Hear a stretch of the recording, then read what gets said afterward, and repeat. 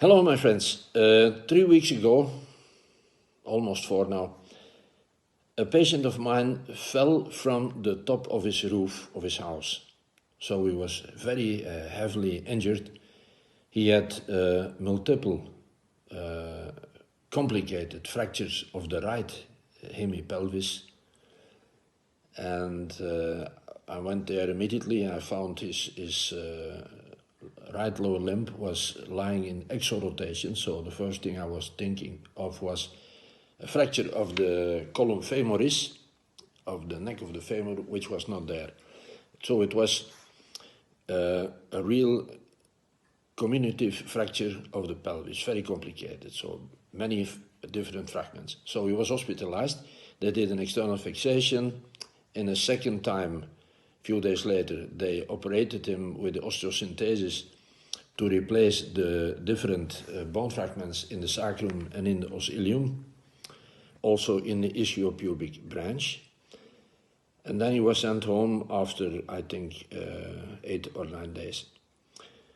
So the big problem was, first of all, the pain. So I gave him, the first remedy I gave him was Bellis perennis together, alternating with Synphytum. Bellis perennis, do not forget, a very important remedy for injuries of the pelvic organs. Very important, not only after surgery, also after injury. Then he also got painkillers, allopathic painkillers from the hospital. Gradually he improved a little bit. Then he became sleepless. I gave him Sticta pulmonaria, very good reaction. Sticta pulmonaria is the specific remedy, almost sleeplessness after accidents, after injuries, after operations, whatever. And then the big problem was there also, and that was the retention of urine. We had to put a catheter into his bladder, a urine catheter, and the problems with the stool. A little bit constipation, false urging of stool, sometimes involuntary stool, a lot of flatus, very offensive flatus, and so on.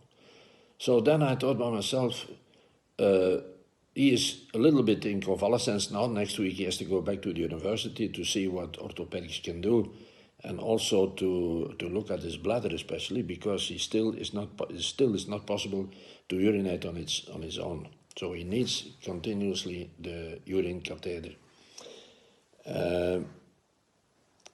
3 days ago, they called me urgently to go there because they were in panic. They saw blood in the urine catheter, so urine bloody. So when I was thinking by myself, let's consider the rubric constitutional effect of wounds in FATAC, in Kent also. What does Kent mean with it? Well, Kent means that in the beginning of an injury or a wound, we have some so-called acute remedies, or you can call it palliative remedies, which are very necessary to start with. But gradually, during convalescence, if your acute prescription was okay, you will see constitutional symptoms coming up gradually. And this was, in fact, a constitutional symptom. The combination of bloody urine with constipation, one remedy in FATAC, lycopodium. On the other hand, he also had the complaint as if there was a finger in his anus, a kind of lump and obstruction in his anus, and it bothered him a lot, and he could not get rid of it. Just temporarily, a few minutes after defecation, it was good, but it came back immediately. So we were here dealing with 2 remedies, lycopodium and Sepia. I'm going to explain you later why, but lycopodium and Sepia can be alternated successfully. This is possible. This can be done not only with lycopodium and Sepia. Sepia can be alternated with many remedies. I'm going to give you in another lecture the explanation. So I alternated lycopodium and Sepia, and he reacted on a very short time. I think after a few hours, the hemorrhage of the urine organs was stopped, and the stool became gradually better, and also the feeling of the lump in the rectum, in the anus, went away. So now next week we have to send him back to hospital to see what we can do orthopedically and urologically. Thank you very much for your attention.